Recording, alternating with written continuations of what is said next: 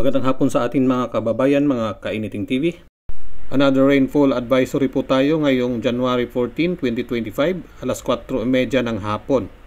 Kasalukuyan, umabot na po sa East Coast po ng Davao Region ang mga pag-ulan sa Davao del Norte at Davao de Oro. Kasama na po ang Davao City.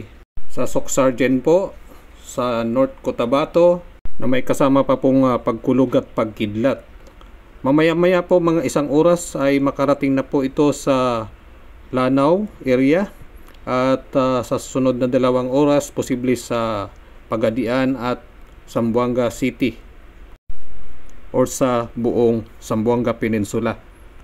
Samantala, bahagyang maulap pa lang po ang portion po ng Bukidnon, Misamis Oriental, Misamis Occidental at Zamboanga del Norte. Ganoon din po sa bahagi po ng Agusan del Sur at Surigao del Sur. May mahinang mga pagkalat-kalat na mga pag-ulan naman sa bahagi po ng Siargao Islands. Antabayanan po ang susunod nating video ay yun na pong buong Pilipinas na weather update. Kaya tutok po kayo dito sa ating page sa YouTube, sa Facebook or sa channel natin sa YouTube.